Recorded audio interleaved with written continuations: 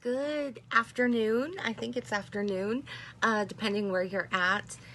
I'm just gonna start off by chatting a little bit. So I bought some goodies from Pure Aloha, and I'm really excited because it's gonna be coming today. She has some rose type stuff for your face and all different kinds of serums and things like that. So I'm really excited. She has bath bombs. She has a sage spray. She's got linen sprays. I got a spearmint lime one. And she just has this amazing collection of all kinds of self-care stuff. So I'm really excited to be receiving that today. Also, I got a package from Single Swag. Took me a minute to remember. And I got the headband. It's not sitting right, but I got that from there.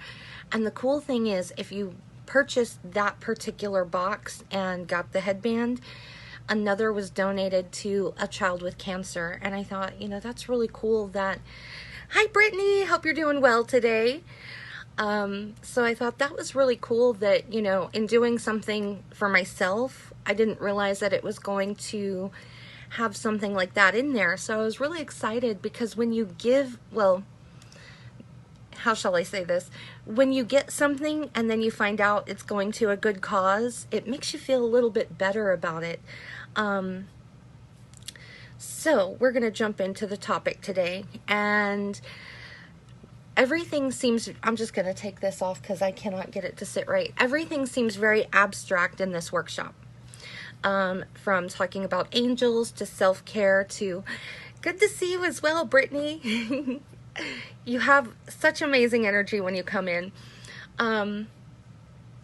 So it seems very abstract from analyzing art and all these different things, but it all kind of comes together in some way. So since we're in the middle of this workshop, I figure tie it all together so that you can kind of see where it makes sense, even where it doesn't seem like it does. And sometimes when we're trying to put things together, we want to put it all together in a way where it starts to make a little more sense to us. So with the angels, we all have angels around us. By the way, Betsy's my mom. I don't know if she knows how to type on here, but I'm sure she's saying hi.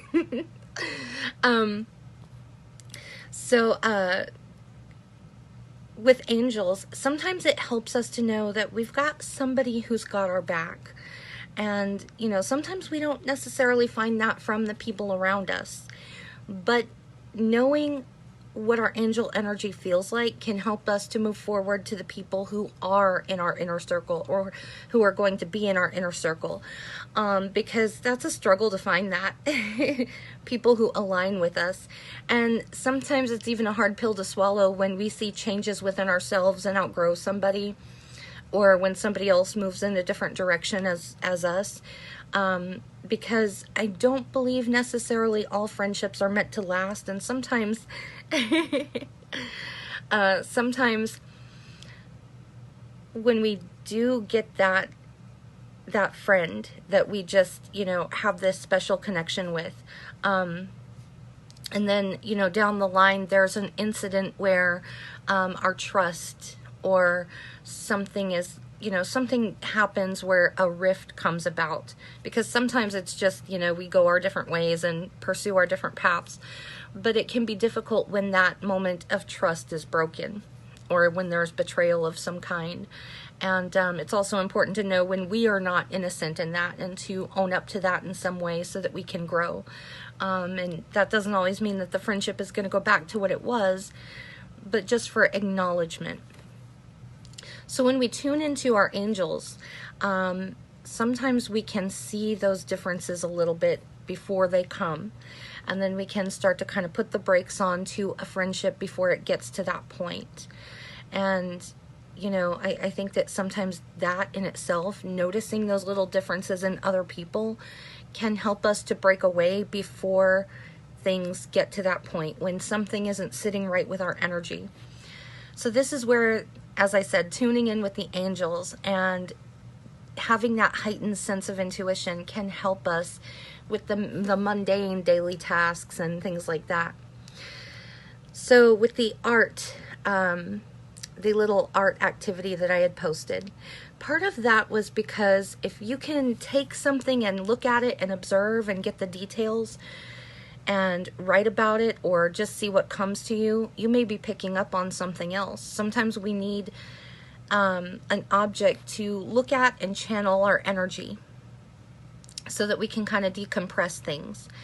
So with a lot of my little artwork, or, you know, even if it's something that somebody else created, or whatever it may be, if it makes me feel a certain way, I try to place it in an area where you can just kind of look at it, decompress from that for a little bit, because we are visual creatures. So looking at something gives us that moment where we're not really thinking about it, but we can kind of, you know, drift off and see something new in it every time, or appreciate it in a different way. Especially if there's a lot of details to a piece of art, there might be certain things that we didn't notice before, but without thinking, we a lot of times just kind of look at something, our mind drifts, and then we start getting that moment of decompressing. So if you're doing a lot of computer work and you're typing and your eyes start to go blurry, we don't think about standing up and taking that 5-minute break as is suggested. I think it's every half hour or hour that we're supposed to break away, and kind of just look at something else outside of the screen. But having a painting or having something visual kind of close by can help us to naturally drift off for just a moment and then come back and feel a little more collected. The same with sleeping, the same with if we are wanting to be mindful of something, we can take a painting that conveys that to us specifically with those colors. Because, you know, we've all heard fast food, red and yellow, it makes people leave quicker and all that. It makes them eat their meal quicker. But there are going to be certain colors and certain stimuli and shapes and patterns that are going to resonate with you specifically. So in mindfulness, learning to utilize those for our own best interest can help us to get that break away. It can help us to decompress, but it can also help us tune in with our intuition. And in tuning with our intuition, it helps to have those angels backing us up. So let me go ahead and read your comment real quick, Brittany, and see what you got to say. That's how it's been with me in past friendships. I felt the shift before a big falling out. Most times there really isn't an argument. Oh, most times there isn't really an argument. I just let the relationship go. It's sad though, because you know how things used to feel. And that's the hardest thing, is because we know that person's energy and we know that they have goodness in them. And sometimes, you know, it's easy to think, what did I do wrong so that all my friends have left? And that is the wrong thing to be asking ourselves, because sometimes it's not that anybody did anything wrong. Sometimes it is, sometimes it's not, but we put all that pressure and weight on ourselves, and that's not fair. So saying it in a different way, to say what shifts, or what changes, or what is my growth? How did that affect the friendship? And to understand that sometimes we just outgrow somebody, and that's perfectly okay, because we do want to be with people who are right for us in the moment, and we can live in those memories and just enjoy those memories. And sometimes even, like I said, sometimes even salvaging the friendship to where it may not be what it used to be, but still having that person in our lives in some way. But usually we do feel that shift coming. And when we feel that, it's hard to remember, but asking ourselves intuitively, what is it that I'm striving for? What is it that I'm feeling is different here? Is it because they're on a different level than I am right now?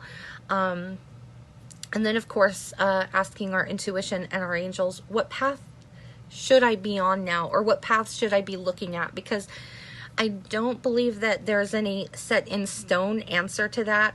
It's more about exploring different paths and seeing where it leads, and being open to whatever comes your way.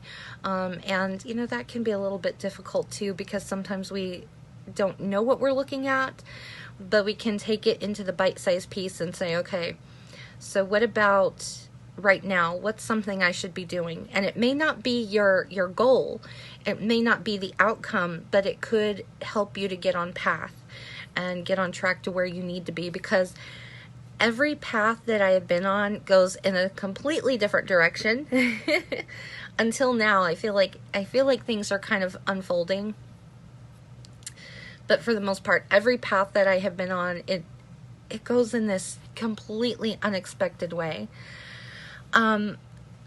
There's something that I also wanted to mention, because yesterday when you were talking about, to be specific, Brittany, when you were talking about how a certain amount of people have to recognize something before it becomes true. And I feel like that was so concise with what I was trying to say. And that is, I think, where it kind of confuses us, because there is the individual spiritual journey and there is the individual experience outside of the spiritual. And, that can be so confusing when you're in that in-between space. One thing that myself, being in between that space and not having a clear, defined version, spiritual tells me, spend all your money. It's not real. It doesn't matter. It's just money. And, there's more where that came from. And sometimes I'm wrong with that. But when we're doing well, it's kind of like, okay, you don't see it as real. And then the reality hits that, okay, well, now I have to pay that credit card bill off, or I have bills that I didn't consider, or, I didn't think to do the math, because money and math isn't real. It's a concept. So in the spiritual, it's easy to get into that. And I have to admit, my eating habits is another one. One more cupcake. Weight isn't real. It doesn't matter. But I forget the physical repercussions, which is if I keep, just eating whatever I want, I'm going to gain weight. That's the physical reality.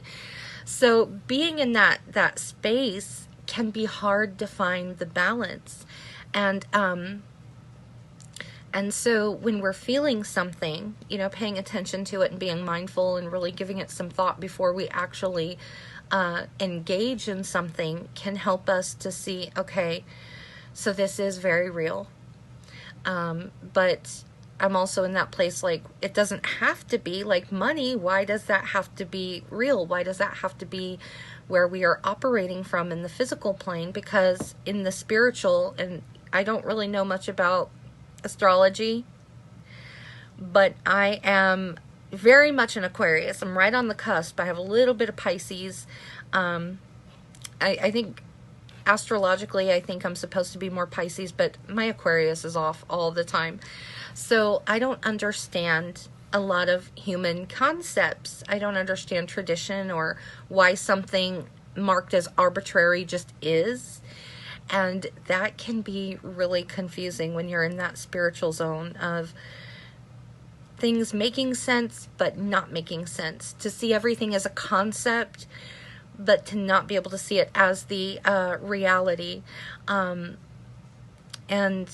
that's, and spiritual does feel like a concept. Brittany, I'm sure you know what that's about. It feels like a concept a lot of times, where you're questioning, is this real, what I'm sensing?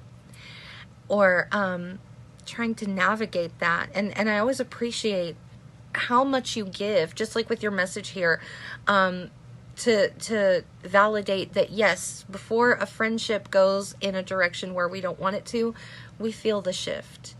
And you validated that. So just having that kind of back and forth and that confusion, grounding is so important.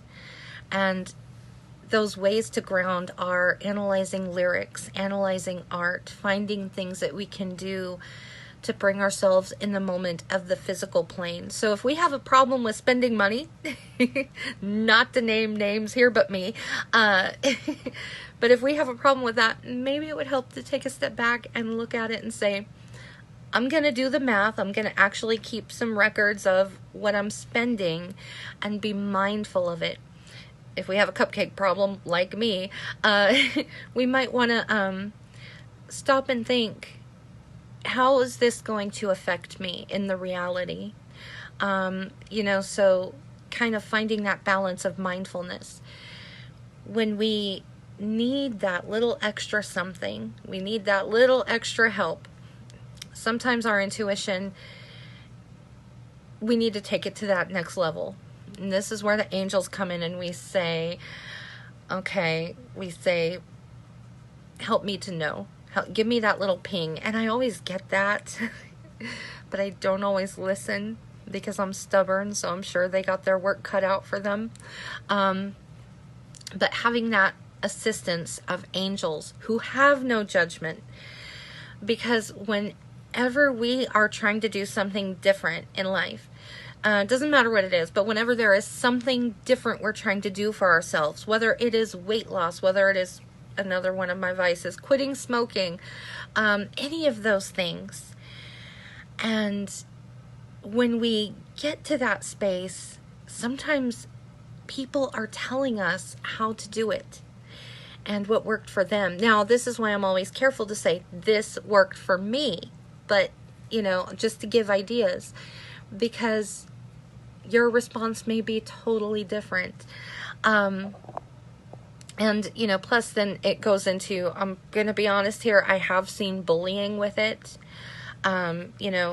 All you need to do is this or that, or, just this or that. So whenever somebody says all you have to do or just this or that, I'm very careful to use that wording because it makes it sound so simple to a complex situation that, I've lived in my body all my life, so I know what works for me and what doesn't.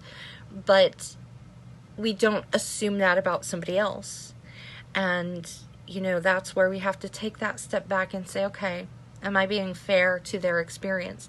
And so what do we do when we receive that judgment? We can ask our angels, because they don't have the judgment. They know our path. They know where we're coming from. This helps us to be more patient with ourselves, to understand I'm an individual. This is the way that I am and that I respond to things, and that is okay. And so it can help us to get on track. So everything does kind of come full circle in this. So then I kind of didn't read this at the point, but it'll make sense. Okay, so true. I have been like a hermit without a cave in the Himalayas for years now. I feel that. I'm very much an extrovert these days, but I still kind of go into my cave. Quarantine and seeing how people have responded to social distancing has made me aware that I've been separate from people to grow. But I'm starting to feel like it's time to find a new normal in navigating through society. So much I want to say on that. And then I'm going to read the next one because I like this. Aquarius team, sun sign. I'm a Pisces moon. I honestly don't know what that means. But mine is February 18th. So I don't know if that would be like in the same sun and moon sign. But when you talk about the introvert, that is a gift. I used to be very introverted, and I couldn't talk to people, couldn't make eye contact or anything else. And, I was not insecure that I would, I don't know how to explain it. I was insecure, I think, that people wouldn't hear or understand me, or that they would react badly toward me, or judgmentally. And so I had this introvert side of me, and it allowed me to take all that time, because I was probably 30 when I broke free of it, and it allowed me that time to observe and see what was going on. And then when I got into retail, on one of my first few days out on the sales floor, I was told, ask every customer if you can help them. Well, if you tell me to do something, I'm going to do it to every single person. So I asked everybody. I became like top of the customer service. I was getting all these little customer compliments on the board. And so having those positive interactions helped to really bring me out of my shell. And so we all have that journey of where we're trying to figure things out. Am I introvert or am I extrovert? Or, what am I really? Because I feel a lot of introversion coming from you, Brittany, but also at the same time, there's this extrovert that is trying to break free. Now, this is where you got to be very careful with that, because being an extrovert, sometimes we put ourselves out there way too much, more than our comfort zone. And the thing is, at the moment, it may feel great to be in that space, but then when we find that people don't always align with us, or that we're finding stuff that we don't resonate with people, it draws people in. And that's where we got to really, really protect that comfort zone and that safety zone, because being extroverted, from my experience as an introvert, I was always making excuses why I couldn't go places. So, extroverts, they just kind of left me alone after a certain point. Being extroverted, when we put our energy out there and we enjoy a moment with somebody, we think this could be a really cool friendship. We don't think about what could happen or if we're on the same wavelength. It's just more like we enjoy that interaction and we want more of it. So we got to really protect that space and see it coming before it happens, because we are susceptible to psychic vampire attacks, or and I really feel the need to clarify here: low vibe energy. Low vibe energy is not depression. It is not anxiety. It's not any of those things. Low vibe energy is, from my experience, people that bully. Because they might be super confident, but they're going to latch on to somebody and they're going to try to contradict every single thing that is said. They're going to try to make you feel wrong all the time, gaslighting, that kind of thing. So there's a lot of low vibe energy in that. And I really think that it's important to clarify the difference, because a lot of people center that on themselves and think that they're low vibe, and I don't want that for anybody. I don't think that low vibe is not good low vibe is not good intention. It's when you want to bring others down because you don't have enough of that life force. In this case, energy, hence the psychic vampire. So the psychic vampire is trying to drain your energy because they don't have enough of theirs. And so when they bring us down, it makes them feel good. If you have a lot of confidence, or if you have anything that they want, basically, it doesn't have to be confidence per se, but knowledge, spiritual knowledge. And if you have a lot of that to impart, they might come to you and start asking the questions to validate their ego. And so this can come in many forms, and those questions might be trying to cause a rift between a trio of friends. Well, this person did this person did this to me, so, who's right? And they want to get you on their side. They try these little manipulation tactics and things like that. So both are very, both have their own challenges here. But when it comes to, I'm making sure I'm not going too much overtime here, but both have their own challenges. But with you specifically, Brittany, I feel like you're going to break into that extroversion. It's just going to take some time, because you're aware of your comfort zones and you are highly aware of so much around you. And, you're aware of those shifts as well. And so, give it some time before pursuing friendships when you come into that space of being extroverted, because you very much have that healing energy where you're going to try to make things good for everybody, and you're going to try to make people happy. And sometimes going from introvert to extrovert almost overnight, it can really drain your energy because we don't know what we're looking at. It's a completely different experience, a very different reality, spiritually and physically. And I'm glad you're enjoying the topics, Brittany, because you have been on point like since day one. So I'm really happy about that. But I think that, your self-awareness is really going to bring you to that point of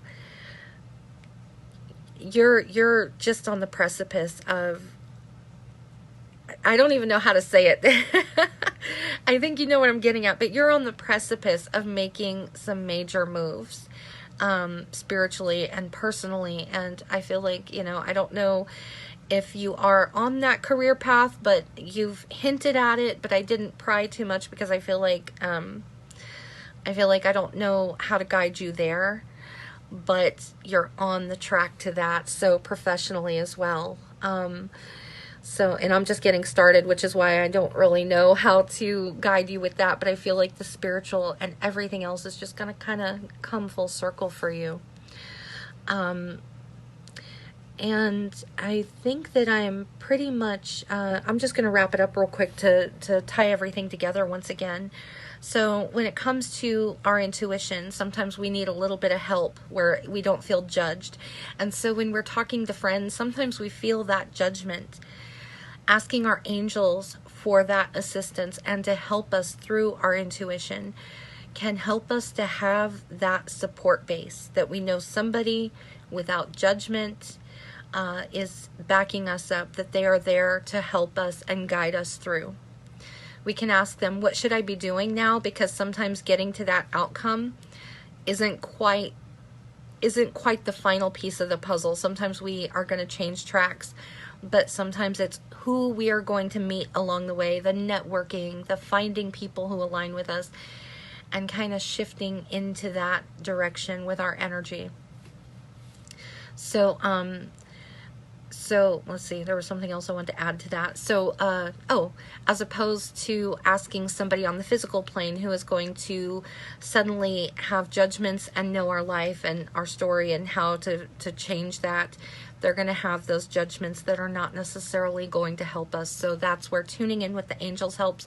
Artwork, anything visual, anything music-wise, putting on a favorite playlist with maybe every few songs, like putting that song that really gets you pumped up, using certain songs to work out with, certain ones to sleep to, certain ones while you're eating so that you can maybe be mindful of, enjoying the meal, things like that, just something to enhance our experience, to be able to sit back and just appreciate and enjoy in some way, but also because it takes us to that place where we're not even thinking about self-care. We just kind of engage in some way just through utilizing our five senses. And through those five senses comes the sixth sense.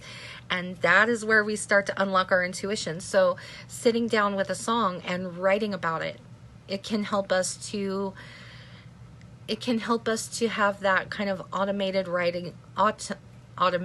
writing session where when we look at it later, we're like, I wrote all this. This was me. So analyzing all these little things that come into the big picture. And I think that that's my love of language and journals and literature comes in, because I will analyze a movie as well, the character dynamics and such. And it helps with that observation of human nature as well. So much to that. And I think that's pretty much it. So that's pretty much how it comes full circle. And I hope that makes sense, because I know that everything I've been putting out there seems very abstract, but I really think that,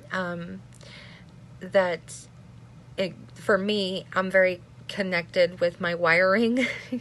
So it makes sense to me, and I'm hoping that, it makes sense to others as well. Thank you. You've been helping a lot through this change, learning to honor what I feel intuitively instead of arguing with myself. Like you said, staying ahead of things. That is a struggle within itself. Just feeling like we're on top of something, or doubting what we're sensing. So you have a very strong sense of self and a very heightened intuition, but also your core. Those are things that are all at your core, and it brings it all together.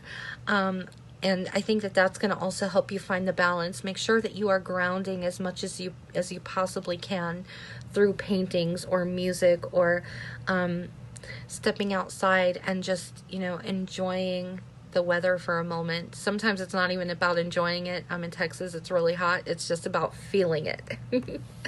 I seriously need to connect my keyboard to my iPad for videos. I type so slow with the stylus. Oh, I know how it is. I'm still learning the technology, so I'm still doing the videos via phone. Maybe at some point I'll figure out how to connect my computer and see if, which I guess you would just do the same thing on computer, but I don't know if it's fast enough, so I should probably test that one of these days, because I have gotten so comfortable with the phone. But sometimes making those changes and doing something outside the comfort zone can kind of help, especially when we have a direction. Sometimes it feels like it's a distraction from what we're trying to do, but sometimes it can actually help to enhance what we're trying to do. And that's where I'm at. I'm thinking, oh, it's a distraction. It's going to pull me away from my path, and it's going to be too hard. So I tell myself things are hard all the time. And, once I actually get them rolling, I'm like, oh, this is way easier than what I was doing before. So do you have any questions, Brittany? Because I'm sure that if somebody pops in later and makes it this far in the video, you might have a question or two that people might resonate with. And if you can't think of anything now, you can always get back to me in the group. So, and I'll just wait so that you can have time to, type that out with the stylus. And I'll go into a couple of other directions here. Let's see. I was really determined today to sum everything up because I'm a tangenter. I tangent like crazy. And, I do want to mention something that you talked about the other day. Not at the moment, but I'll come back if something comes up. Wonderful. So to sum that up, when it comes to public figures, and, well, not to sum it up, this is yet another tangent, but I'll keep it short, I promise. When it comes to public figures, a lot of times we might resonate with something within them, and sometimes it's about alignment. When it comes to the parallel universes and dimensions, it's kind of like, I think that we all kind of come from different spaces spiritually, different times, different places, maybe even different planets, which I've heard that. And sometimes when I meet somebody, I that's not something that I experience often, but sometimes when I meet somebody, I can feel like, oh yeah, they're from a completely different plane. They are super enlightened. So, noticing how we feel about a person, when it's a famous figure or something like that, I think that it can help us to know if we align with that person, if we want to be with that person, if our ego is idolizing them, or if it's something more in higher self. And so lately, when I was a kid, Janis Joplin was always coming through. It was just really strong, but I thought it was imagination. And I thought it was just because I wanted to be like her, or I admired her because her story was so much like mine. Lately, I can't watch a video of her singing without just crying. I mean, if I'm watching, I can watch without the spiritual connotation or connection, but if I sit down with it, I will just start crying. And then, of course, having a dream where I was talking to her and things like that. So I keep saying I'm going to really try to connect with her through maybe some table tipping, see how that goes. But with Prince, I always wanted to be like Prince. And so I don't feel that I'm like from the same spiritual place as him, but I feel like I'm kind of a tier under him in some way. He serves as that umbrella. I think that a lot of us who are fans of people kind of feel that, like we're kind of under their umbrella in some way, like they speak for us. Another one that I have a picture of him on my over my desk to remind me, Muhammad Ali, because he said, if you're a fan of his, you aren't a nobody. And I used that energy to know that I am somebody. And the thing that I'll show you, because, you know, I think this is kind of cool. I ordered from one of his, some items of his years ago. It's got the 2 of the earrings on there, because I can't wear earrings anymore, but it says confidence. And the stuff went to his charity. I got the bracelet, confidence, and his signature on the other side, and it's got Ali Center and all of that. Mr. Rogers was another one, because you feel like you're somebody when you're watching his videos. So to overcome a lot of my anxiety and depression when I felt like I wasn't good enough or whatever was going on with me, I'd watch Mr. Rogers singing How I'm Special, and I just felt that. I felt like he may not have known me, but he did care about me, and sometimes we need that umbrella. So with Prince, one of my struggles in this life is vanity. And so I'm kind of in that space where I gleaned a lot of confidence, and I learned how to have that. One of my favorite songs, Style is Loving Yourself Till Everyone Else Does Too. And I felt that. I held on to that until I made that true for myself. So yesterday when you were talking about things, Brittany, I had to make that true for myself to make everybody else believe that that was true. And so that's another thing when it comes to making something true, is just, you know. But I think I'm going to go ahead and head out because I've talked long enough. And you have a wonderful day, and I will chat with you later.